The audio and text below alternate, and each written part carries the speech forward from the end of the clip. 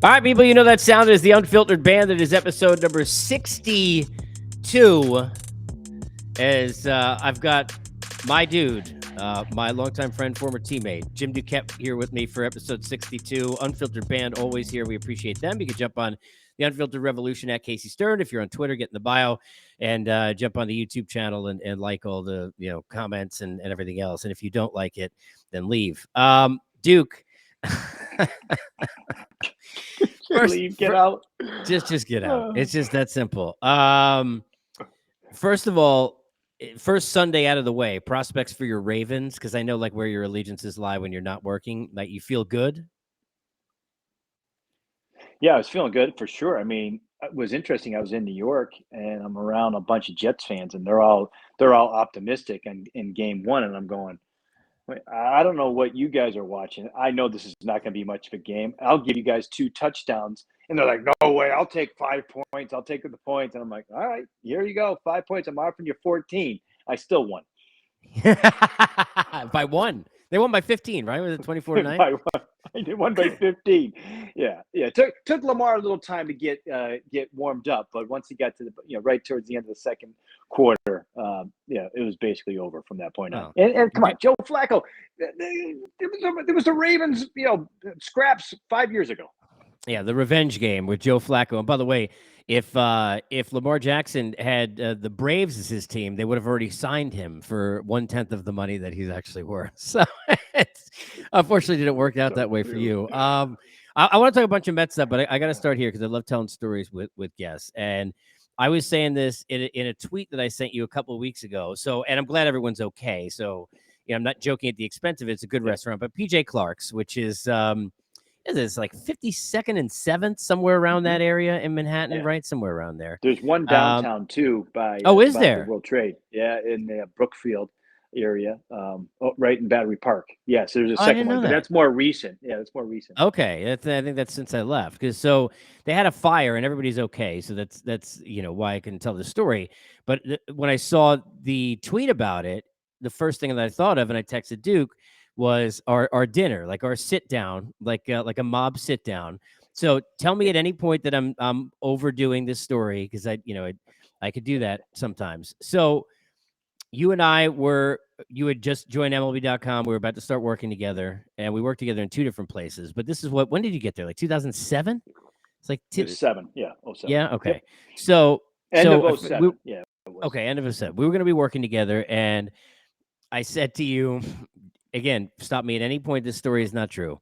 I said to you that I wanted to sit down and we, have dinner and catch up and kind of get to know each other a bit. And when you sat down at the dinner, I informed you that this dinner was to basically air out all of the grievances I had against you during your employment as a Met, so that afterwards we can work together successfully. Is that fair? That is fair, and I believe that is 99.9% accurate. Yes. Yeah. The 2 things I remember from that and then, were, yeah, go ahead. Yeah, you do it, and I got one thing I want to share, but you tell me the 2 things you remember first. So here's what I remember. I remember going through. The trades and some of that stuff, and then I remember telling you, which I afterwards, I admittedly, and it was like a Seinfeld Keith Hernandez thing. I was like in my head, maybe I shouldn't have told him this story because, look, I enjoy, this. I enjoy, and I don't know that it's right, but in this industry, I believe letting people know that I'm a diehard fan makes me, resonate, better as a talk show host doing radio for years, right? So I never hid any of that, but at the same time, it's like I want to be a professional. I don't want to be looked at like I'm somebody from Mets Twitter. No offense to Mets Twitter, which we'll get to later. But I told Duke the story, which is a true one, about how I lost the television after Kenny Rogers walked Andrew Jones. And then he and I got into discussion about why Octavio Dotel, who had pitched a bunch, maybe 3 innings in the extra inning game, right? That Ventura hit did he pitch 2 or 3? He pitched a bunch, I think. In that, I think it was at least 2. Game, yeah. Right. Yeah. Yep. But there was a day off in 5. between, I believe. Yep. Right. So a Sunday and a Tuesday, I think, if I remember. It was just how my sickness, if I remember correctly. And I lost the television because I threw it. And it didn't succeed. It was like a test run that I won't do again. But I was very upset because Dotel was not in the game. And you and I went through this from vantage points of a fan in his living room and you being up there in the box. Is that how you remember this dinner? That's exactly how I remember it. And I remember even, I think I shared with you the angst that Bobby Valentine felt after that game because he wanted to go to Octavio Dotel, but he felt like it might be a little too much in that moment for the rookie. So he went with the veteran guy, Kenny Rogers, thinking that, okay, the veteran can handle the situation better than the rookie, when in fact, we kind of all knew that that was not going to be the case at the Yeah. end. Yeah. And it And didn't work out that way. Yes. no, no, no. Well, and probably thinking Kenny could throw strikes in that spot, right? So, like, if anything, maybe Right. Dotel would lose control or whatever. But he had just pitched great the 2 games before that, which didn't make any sense to me. It's not the level of, we love Buck, but it's not the level of Britton in the bullpen. It's not Scott Williamson in the No. bullpen when Pedro was out there with Grady Little. But if you're a Right. Met psychosis guy.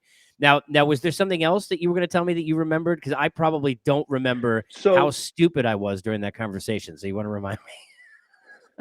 well, so we had an occasional alcoholic beverage or two. Yes. Um, and Yes. and we started going down the obscure Mets trivia, Patrick Howell, Jorge Belandia, Moro Gauzo, Mickey Weston. We just started naming guys to Yes. see who could. It was almost like Yes. a round of knockout Yes. to see Yes. who Yes. could give. And I think you actually beat me, and that was right during the middle. Like I threw out Todd Haney, Yes. like some really obscure Yeah. guys for the Mets, and I think you might have beat me on that one. Yeah. Well, I gave you enough Eric Valence and Anderson Hernandez's and Ty Yes. Wigginton's to get. But it's funny because I wrote down. So I rarely, and you can't see because that's why you don't use Yes. white. Right. But so I hide all my great notes. I don't have many of things like I just wanted to ask you, but like when I put down like telling stories, and this is Yes.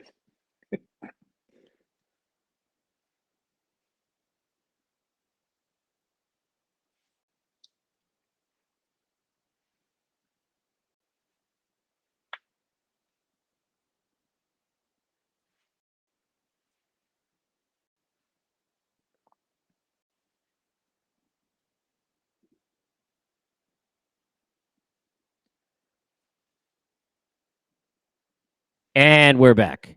Now you can hear me okay? Okay, there we go. So for those of you who think that there was buffering, it's unfiltered. We don't edit. You just stare at us, be like a pointing, and it's like you figure it out. You can put bubbles at the bottom of the screen. All right. So I had this is why I shouldn't grab notes.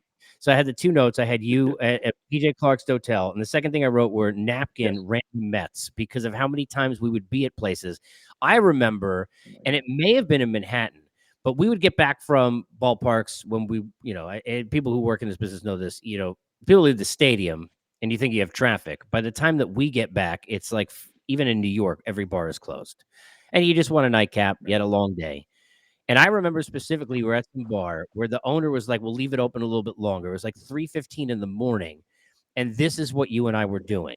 Like going through, even putting on napkins, like like, a, a lot of our all blank teams. And my favorite would always be Yes. like the all like Mets I wanted to run into in an alley team or the ones I can't stand. So it basically be like Yes. Mondo Benitez, like over and over again. So we've been through all that. Right. Right. That being said, your pulse of being when you walk around outside the studio, when you're getting calls on Power Alley, has Mets Twitter and Mets fandom disappointed you in some way that you thought that they had grown up, you thought maybe they were past what you experienced for so many years, and then the last few weeks it's come back? I have actually been disappointed in them in some way. I don't know why I expected more. Am I alone in that, or you too? Well, I am in the sense that this is a team that first off we just going to Old Timers Day a couple weeks ago when I was there and catching up with so many guys, but just the atmosphere around the team and talking to some of the employees that are still there, some that I had hired, some that were there when I was there, and they're still there today. And them talking about the difference in the organization now that there's a new ownership. This is just like year one of something that I think is going to be special. Like you look at what the Dodgers have done now, 10 straight years of being in the postseason. Like that's the standard that I think the Mets are trying to get to. And I think that's not a stretch to think that they maybe not 10 in a row, but you can have a good run of postseason appearances with this new ownership group, and so I feel like that, in any year one, this is a pretty darn good start, and they're still on a pace to win 98 games, whether they win the division or not. 98, 100 games, whatever it is, it's an incredible season, and they have overcome so many different obstacles and different things along the way that I expected there to be more embracing the good part of this, because it's been a lot of good things that have gone on this year. And if you can't enjoy a 98 win team, I don't know what type of season are you going to enjoy? That's the thing that kind of surprises me a little bit in that, and kind of going down that pathway. I go back to this, and you and I worked together in 2015, and we were there at the end at every game where they had good things happen and also not so good. I go back to this. Nobody enjoyed anything in that season the whole time, every Met fan, because they were 500 and terrible, putting Soup Campbell and John Mayberry Jr. Then when they got good, there was like a couple of moments against the Nationals that even the Met fans allowed themselves to enjoy. But by then it was, okay, we're not going to be good enough. And in every series, they weren't going to win. And then it was like they were waiting for TC to like leave Harvey in too long, or Familia to be in a 6-run inning he shouldn't be in, and Alex Gordon and all of that other kind of stuff. And it's like, they didn't soak anything up. To me, and I talked about this morning, and I go back to football for a second. I'm a Giant fan, as you know, and Brian Daboll, look, that going for 2, like you want to talk about day balls, like that for that kind of a move. Like, yes. You know this, as a fan, you're like, forget about the players, a lot higher, but as a fan, you're like, okay, I can buy into this. Like, they're probably going to go 6-11 this year. I don't think they're good. Right. But your point on the Jets, it's like the Jets don't give you any of those feelings ever. The Giants were good for so long, and then we've been bad since 2016, but the culture change, right? Yeah. How much from what you see really comes down to the culture change of the people in the room? Buck, Max, all the way down to Canna, Escobar, and in all the years that as a GM and doing player development, how much is that kind of what you preach in that fraternity to try and do to change the people as much as you change the talent in the room? I think that's even more difficult, is to change the culture, because the culture is long lasting. You can win in any particular year. You can play, the checkbook baseball. You can throw money at guys, and you can build that, but then at some point there's an expiration date. And I think the more difficult thing, especially in what I appreciate with the Dodgers, and even, the dreaded Yankees along the way, is like, it is hard to maintain a winning environment year after year after year after year. And I think that's what the Mets are aspiring to do also. And I think it's something that they can reach. It wouldn't surprise me if you take the next 10-year period, including this year, and 8 out of the 10 years they get to the postseason and they win at least one World Series. Like, that to me is exciting. But it's because of the culture, because you're building a place where, like, Max Scherzer last year at the trade deadline supposedly had a no trade clause and did not want to come to the Mets. And all of a sudden he's wearing a Mets uniform for the next 3 seasons. Like, that's a culture change, right? And I think you find that, like, people, for whatever reason, sometimes say, I don't want to go to New York, even if you pay me the most money. Well, now the feeling is, well, even Jacob deGrom, when he opted out, there's a lot of rumors. Oh, well, maybe he doesn't want to be back. Well, now you're starting to hear that he does want to be back, like, because he's seen what's going on with what Buck has built, what the organization's built, what the Cohens have built. So I think, to me, that is probably more important, because it's long lasting, the culture part of it. So, and it's harder to achieve. But I think with this kind of core group that you have, you mentioned some really key kind of glue guys in Canna and Scherzer. Marte has Escobar Escobar too, sure. But Alonso, Escobar, Alonso, Lindor, now that he's settled in his second year, even McCann and Nito, who haven't performed recently, I think it's a huge turnaround just in that alone. I and I'm with you, and I think about just the alternative of that when you sign Mike Trout. Yeah, he decided to stick with the Angels, but already in that group, they sold him on they were going to get better, and they clearly continued to not get the memo that pitching is important, unless they thought that Matt Harvey and Julio Teheran and Trevor Cahill were going to be the answer, right? So now he's kind of stuck there. for DeGrom, and I want to talk about the free agents to be. Let's start with Jake.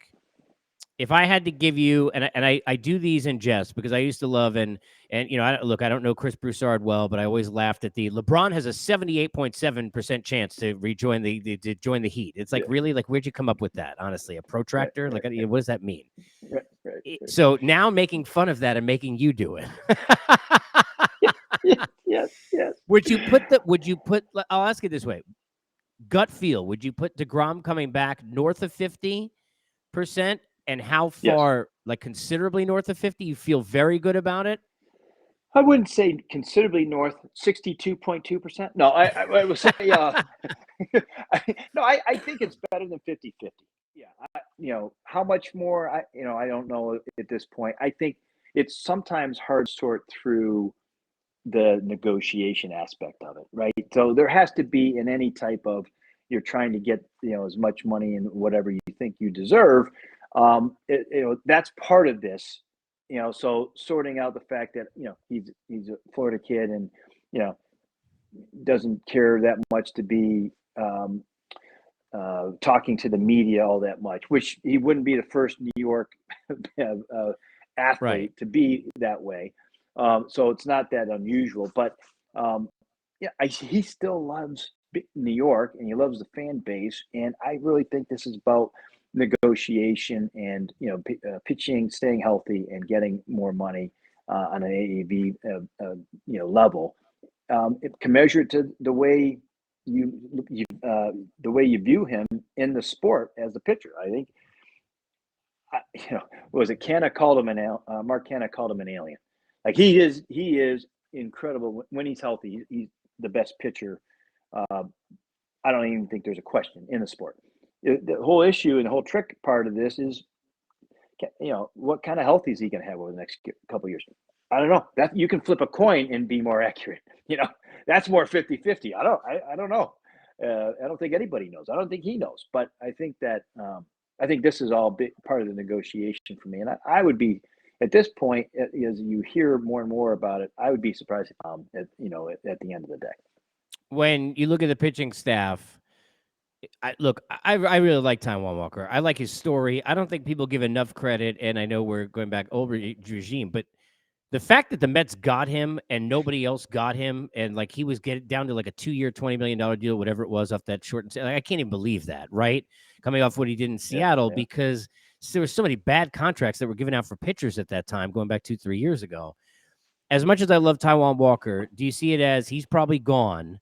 And how much more so, and I know he pitches tonight, every time Bassett pitches, do you think the Mets look at him, and you think about the relationship with Scherzer and everything else, look at him and say, we got to have this guy for the next handful of years? Like, start looking at him as one of the mainstay core people they want in that room for that build you start talking about to now perennial try and be a contender. Yeah, well, I think you're right on. Listen, they're going to have to sort out who wants to stay and who doesn't. And I think Walker would like to stay. I think, somewhere along the lines, they can't have everybody back. And if you're going to manage the payroll, and I know Steve Cohen's talked about, not trying to spend $300 million. It's hard to you're going to get the $300 million pretty quick, DeGrom. And if you try to keep Nimmo and you keep one or two of those starters, and I think for me, Bassett, you hit on the guy that I think is the underrated guy in the staff is Bassett, because everyone talks about the top two guys, but Bassett, to me, what he does on, without the strikeout stuff, he still strikes you out, and his ability to pitch and use all of his pitches and throw them all for strikes and go deep in the game. So I think a guy, I did something for SNY earlier in the year in May, when I made a comparison. What would it take to keep him in a Mets uniform? And I thought at the time, based off of last year's signings, Marcus Stroman was a 3-year deal for 71. DeSclafani was 3 at 36. And I thought he'd be in the middle of those two, closer to Stroman, but in the middle of those two guys at that point to keep him. Well, now it's probably doubled. It might, it's probably closer to 90 million. It's beyond Stroman. And now you look at, Gosman, what he signed for last year, 5 years, 114. Ray, 5 years, 114. And they were 2 years younger. So maybe you give them 4 years, but the AV is going to be close. It could be 90 or more million, So, but I think that that he has, to your point, getting back to the culture thing, he is a huge part of the culture. You see, Buck trusts him. Buck loves to talk to him about a lot of Scherzer different loves him, which scenarios. tells you So something. Like you if got to keep him. Max You loves can him, see. it's like Max is asking him right, like that, like it tells you enough. And the thing too, Yes. Duke, is that we always say we overuse this, like goes to the post, but innings pitched, Yeah. it is still the most important thing when you get past your ace in your rotation, because you have to have that guy that's going to rest the bullpen on days and weekends where they weren't. And this guy just finds a way to get through innings. He wants to complete every game. That's his mentality. You mentioned Nimmo. You and I both like, know, and have a good relationship with Scott. He also has a good relationship with getting money for players. And for me, for Brandon Nimmo, it's like, okay, like, what's not to love about his attitude? Everything. The center field play has gotten so much better. I know he stole a base yesterday, but that in this game, I think it may increase for him just because of the changes we just made in the game, right? So he'll go along with it. Yeah. But he's become an electric and confident and really reliable player. How tough is this going to be? I know he loves it, but he's a Wyoming kid. I don't know for him, and I don't know well enough personally, like how much the West Coast means to him, but he's a guy who, with his smile and his charisma, could be a bigger star somewhere and go be in LA and go. I mean, is he worrisome in terms of there are going to be a lot of suitors for him for the I think Mets? there's going to be I think it's going to be a lot of suitors. I think he's an analytics darling. So all those teams who pay attention or put analytics at a premium and put a premium on seeing a lot of pitches and understanding the strike zone, all of that, I think Brandon's on their radar, and his metrics defensively have gotten better. I think he's definitely improved because he's running better than we've ever seen him as a Met. But I also think they're playing him 15 feet deeper too, so that also makes the metrics smarter. look better, right? That's right. So that's right.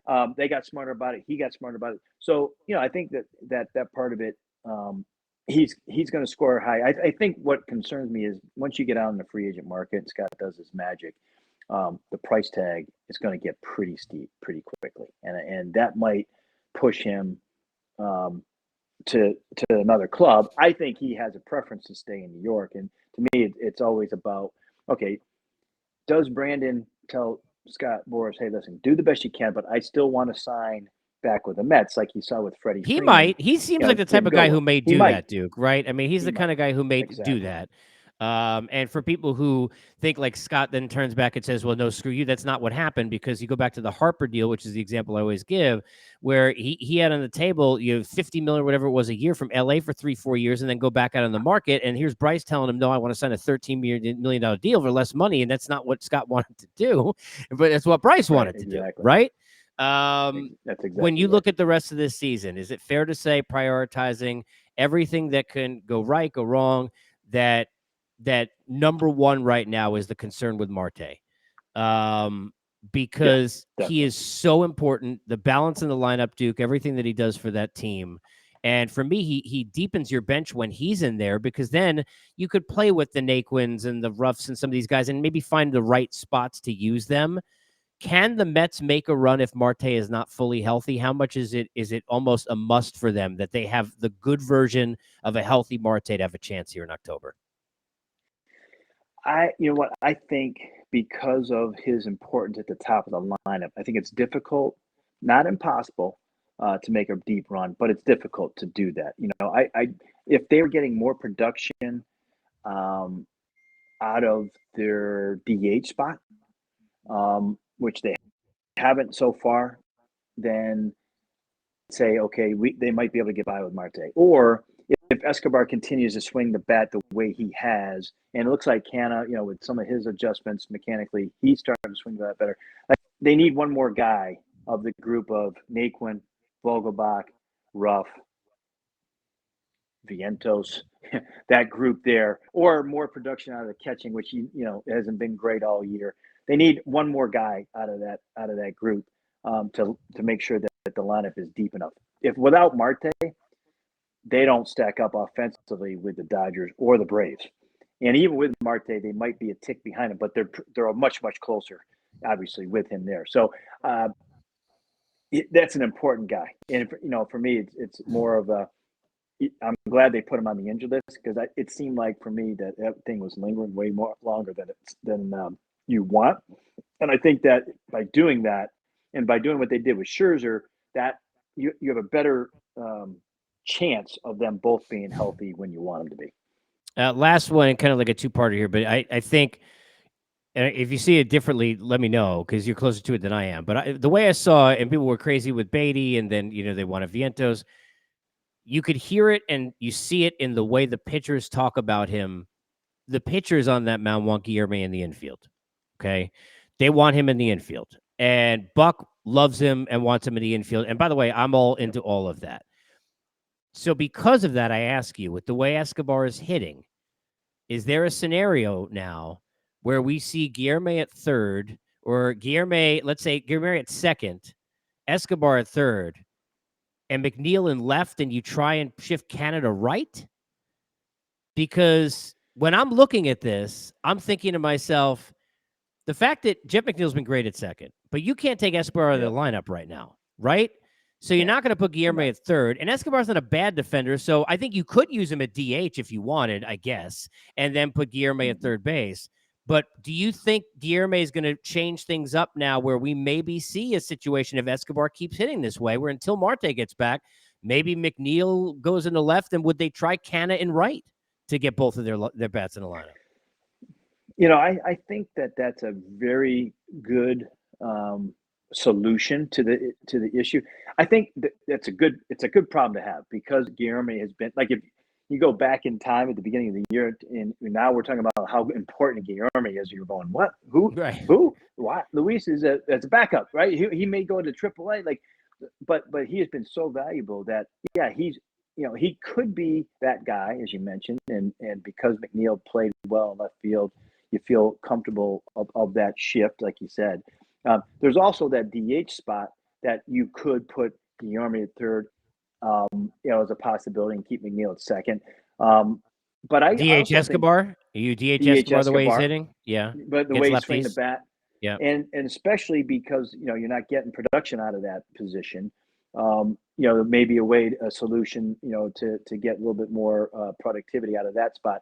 Or it could be just that, hey, you know what? We're getting here towards the end of September. Let's give guys a blow here because we saw, Lindor plays every day. Alonso plays every day. Some of these guys get them off their feet for a day or two, and Guillermo becomes that guy that, that rotates around a couple of different positions, and you still get McNeil in the outfield on occasion. So there's a lot of different ways for them to do it. I wouldn't be surprised. So Guillermo's played well enough, and Buck's love for him is high that he's going to get playing time. It's just a matter of is it going to be every day at one position or in that rotation. If Vogelbach and Olerud lined up to run the 40, who wins? Some of the slowest men in the game, I think, would still beat Vogelbach in a foot race. I don't know. Johnny was slow. Johnny was really slow. Pujols is hit into like some of the. I think he's hit into the most double plays in, of all active players. Miggy's second. Yeah. There's a bunch. But I think if Vogelbach had enough at bats, even from the left side, he would be the leader by far. He's America's Met, man. I love it. Duke, appreciate you, man. Thanks for the time today. Always, Case. All right, good to see you. All right, stay up with Duke on SNY and Power Alley, of course, all week long at 10 a.m. Eastern time on MLB Network Radio. Join the Unfiltered Revolution at Casey Stern. If you're on Twitter, get in the bio and hop on the YouTube channel as well. We'll see you next time for episode 63.